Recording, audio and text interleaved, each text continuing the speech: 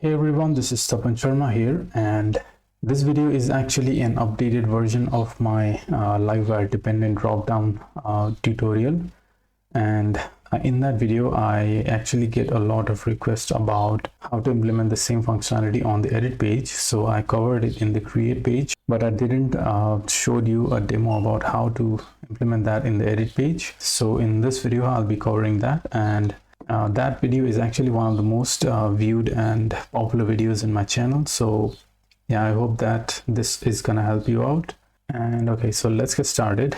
So this is the repository for this tutorial, and I'll be linking this in the description below. And okay, so what I've done is I have also created a demo project. It's a kind of boilerplate to get rid of all the setup and all the other stuff, and only work on the things that really matter for this tutorial.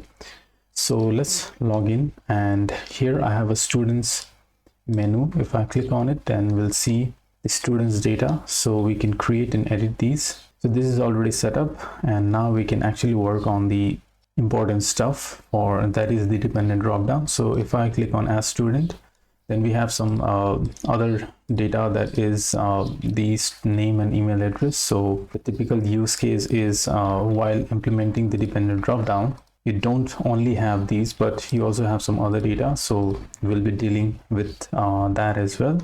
So I have installed Livewire and all the other stuff, so that's pretty simple. And if you are facing this issue, then you probably know how to do that. So I'm not going to do any of that stuff. And in my VS Code, now let's actually start working on it. So let's go to the resources we use. Okay, let's directly go to the create.blade inside the students folder. So here we have the markup for the create form. So what I'll do is I'll just go ahead and create a separate component from this. So I think this thing actually, so we can, okay, I think along with the form we can do that. Okay, so I'll just Control X this thing and go ahead and create a new Livewire component, and I'm gonna name it student create. And now we can reference that component that's inside student.create, not students, but student.create. And we don't have to pass any data to this, because this is a create form.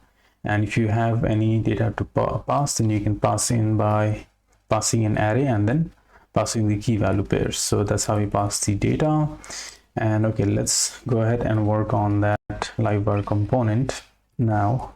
So that should be inside resources view Livewire and then student, and I'll just paste that in here. And let's save this thing so that to make sure that everything is working. So let's go ahead and reload, and everything is working as usual. So now what I want to do is, for the name, email address and phone number, we can bind it directly to the model properties. And for the dependent dropdown, we need to create a separate variable and then work on it. So I'll show you how to do that. So first, what I want to do is bind it to the model property. So public post, we can do the same in our model as well. So I'll just go to that main Livewire component, and here we can initialize an empty student model. Let's import that, and let's name it student, and we are gonna render that. And in the when the user clicks on submit, then we can define a function, but let's do that later.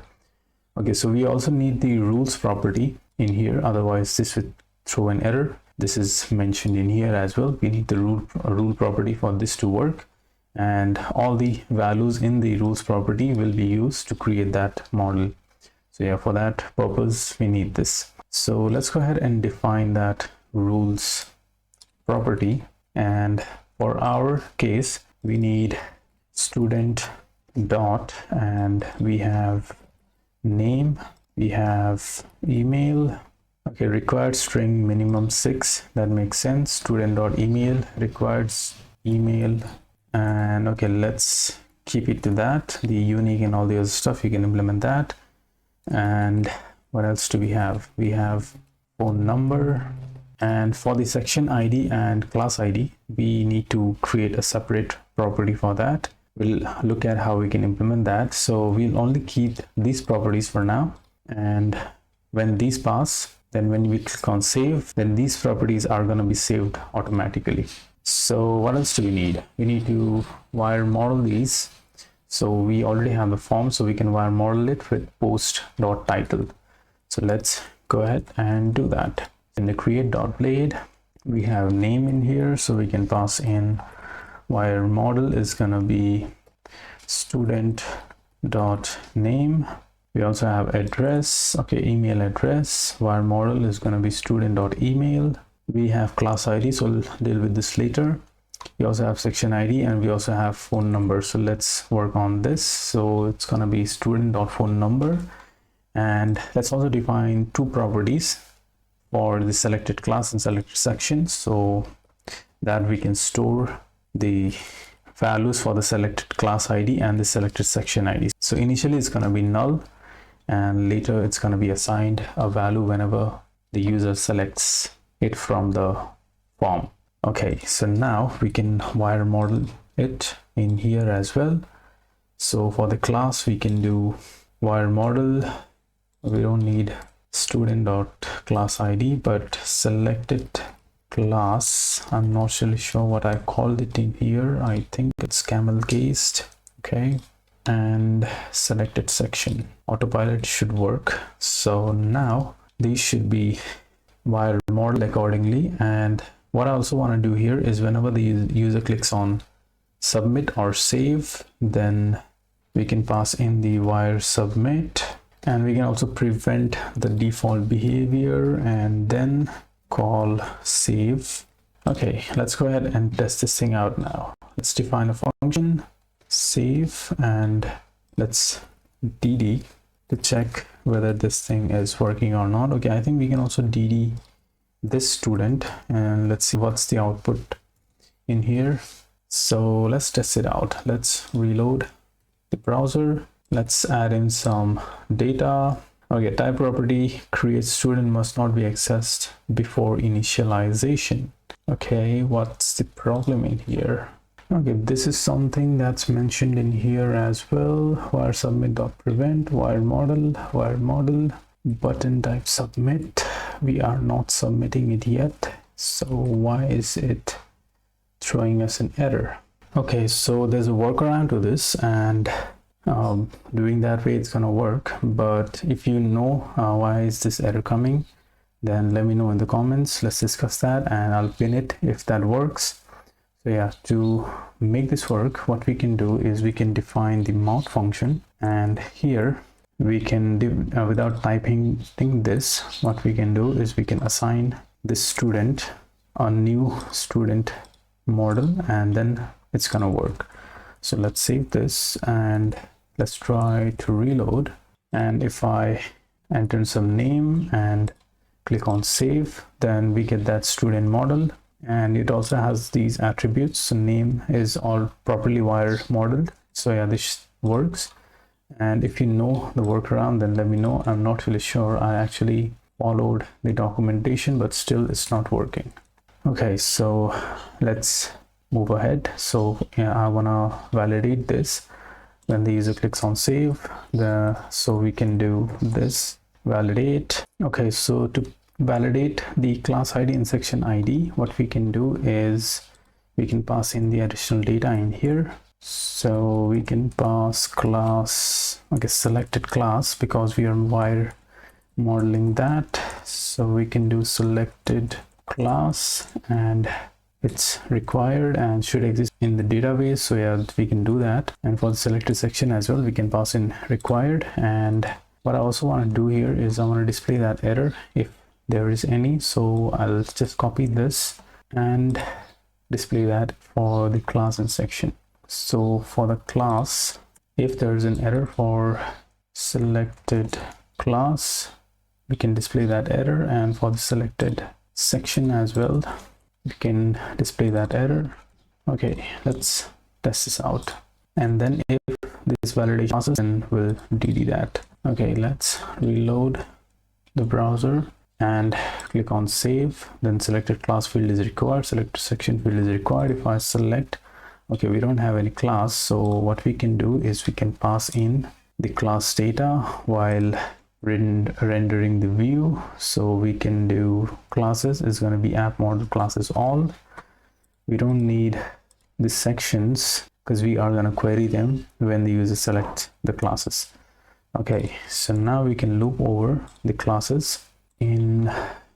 So for each classes as item, because classes are reserved. Okay, I think we can do that because this is PHP variable and option value is going to be class ID and the label is going to be class name. Let's save that and reload, select a class, and if I click on save, then I only get the validation error for the selected class. Okay, so now we also need to implement the dependent dropdown. So for that, we are going to make use of the lifecycle hooks provided by Livewire. So whenever any property changes, then what we want to do is, so whenever the class changes, then what we want to do is we want to get all of the sections of this class. So for that, we can do the updated foo lifecycle hook. So what this means is, okay, this one. So what this means is whenever any property called foo changes, then it is going to run. So as you can see, the foo property is this. So we can do the same since we have that property of selected class. So we can do that in here. So let's define that updated selected class, and we also get that value, that is the actual value, updated value. So we can dd that value and let's see if this works or not. So now if I go ahead and reload, and we should see the class ID, selected class ID whenever we select a class. So if I click on class 4, then as you can see, we get class ID of 4. And now we can query for the sections. So to query for the sections, what we also need to do is we need to define a variable in here, which is an empty array by default. And then whenever the class updates, then we need to assign the sections value depending on the selected class. So what we are going to do here is we are going to define a property called sections, and we are going to assign a default value of an empty array. So we need to make this an empty array because this value is empty initially and on the when the component renders. So what we are going to do here is we are going to loop over these sections. So if that is not an iterable property, so it's going to throw an error in that case. So for that reason, we need to assign it a value of an empty array. So now let's save that, and now let's loop over these. Okay, instead of looping over these, what we can do is we can assign that in here. So whenever the selected class is updated, then we can do something like we can assign the sections property with app model sections where the class ID is this value, and then we are going to get them. So now if we go ahead and dd the sections, then we should see the sections that belongs to the selected class. Let's reload, and if I select class 2, then as you can see we get 2 items. So one is section A and class ID is 2. So yeah, this thing is working. Now we are going to loop over these sections in the front end. So let's pass that in for each sections as section. Let's use Copilot for this. So option value is going to be section ID and the label is going to be section name. Let's save that. And now if we go ahead and reload, and so this value is empty initially, and if I select class 4, then as you can see we get section A and B. So yeah, this thing is now working. And let's finally implement the saving part where we create the data and store it in the database. So here we can do that. So okay, GitHub Copilot is really intelligent. So here without if we directly save the student model, then whatever the rule property we are defining in here are going to be stored automatically. But since we are also defining the properties for selected class and selected section, I think what we can do is, okay, let's go ahead and dd the model, and then we can make some changes in here. I think we don't have to manually pass that, so let's dd this student and we'll make some changes if needed. So now if I select class 3 section A, save. Okay, we only have name, email and phone number, so this doesn't work. And okay, we also need to do is we have protected rules, so let's try to do one thing. This, I think we need to, this doesn't work if we have the array defined inside the validate function. So what I'm doing is I'm just passing in the default rules and then concatenating it with these. So yeah, now let's go ahead and test this out, because we did run validations in here, but we still got the dd. So I think the remaining validations are not working. So for that, I'm doing that. So now if I click on select a class and section, and we shouldn't see the dd because the validation shouldn't pass at this point. Okay, that's the desired behavior. Let's add some data, email address and phone number. Click on save. Okay, it's still not working. Phone number, okay, this shouldn't be required, but string, click on save. Okay, there's a plus, I'm not really sure.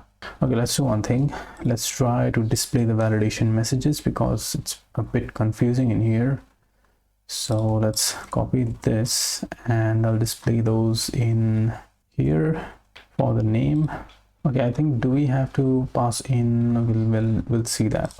Email and phone number. Let's save, let's reload, click on save. Okay, this thing is not working, so this means that we have to also pass that student dot prefix. So we can do that by directly passing in here. Let's click on save. Okay, now it's working. So yeah, let's add in some data, select the classes, click on save. Okay, this validation does pass, but we don't see the dd in here. Not really sure why. We do have these. Okay, let's do save. Okay, name field must be at least 6 characters. Okay, now we see that. So I'll just remove this and try to look into the student model. Click on save, and okay, we only have these.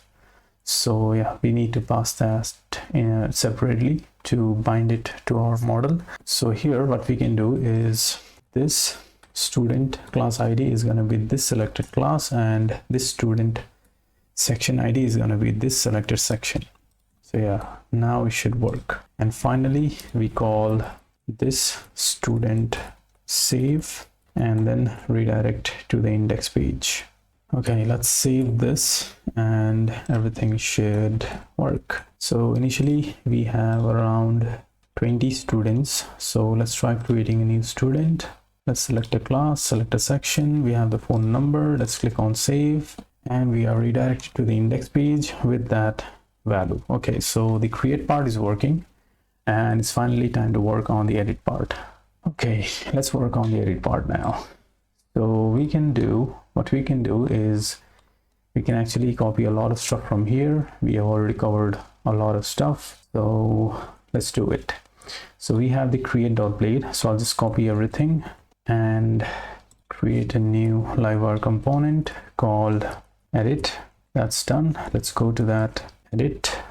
Okay, let's go to that Livewire component that's inside Livewire student, and we are rendering this. So I'll just replace everything and paste it with this markup, and all the modeling and all the other stuff is already done. And what else do we need in here?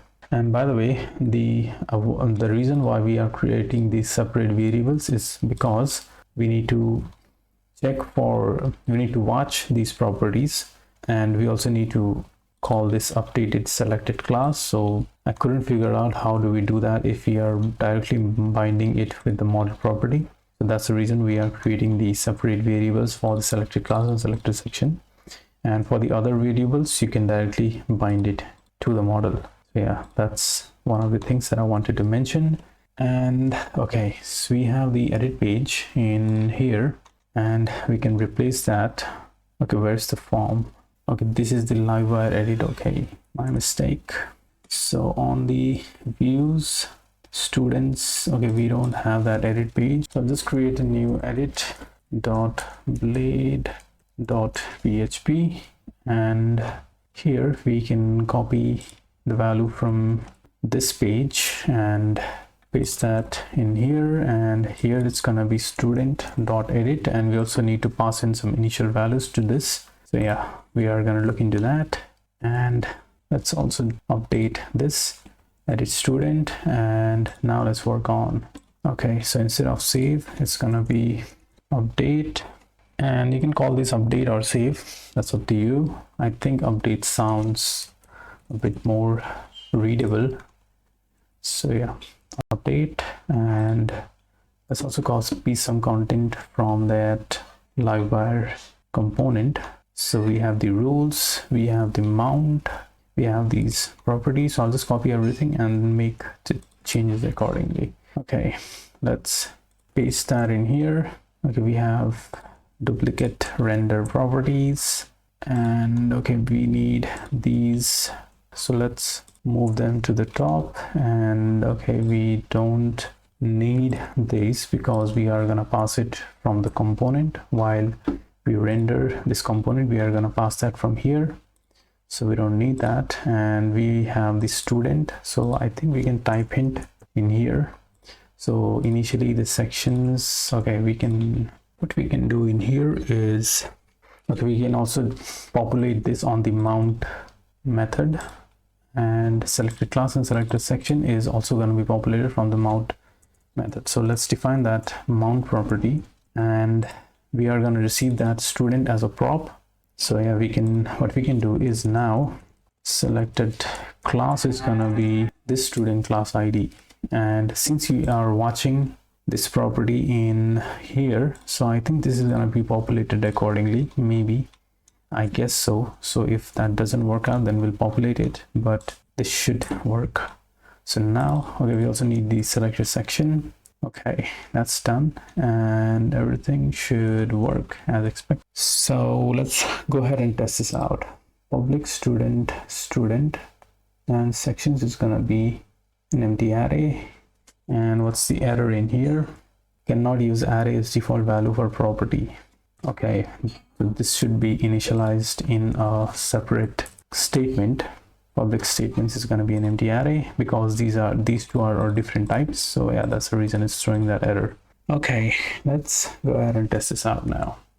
So we have the index page in here, student. Okay, where's that? Okay, we have that index, so let's update that route. Okay, where's that? Yep, students.edit, and we are passing in the student ID. So let's go to that web.php, and here what we are doing is we are using the resource controller. So with route model binding, we can get that student model in our controller. So let's define that edit controller, and we get that student model through route model binding, and we are going to return the view of students.edit, and we are passing in that student model. So now we get access to the student model in here, so we can pass that as a prop. So yep, that's the general flow. And okay, we have this student as a prop in our component. So here, and since we are defining a student property with this name, so, and we are also hinting this, so this is going to be assigned automatically. So now if we go ahead and dd the student, then we should see that student model. Okay, let's reload it once, and Brookvale ID of 1, click on edit 404. Okay, there's some issues with the route, so let's go ahead and update that. href, okay, this is equal to, let's see, should be a single equals. And okay, let's try it out once again, and as you can see, we get that student model. So ID of 1, class ID 1, section ID 1, Brookvale, and everything else is working. So we get that student model in our edit component, and now we are assigning that selected class and selected section accordingly. And since we are watching the selected section property here, So this means that the sections variable should also be populated accordingly.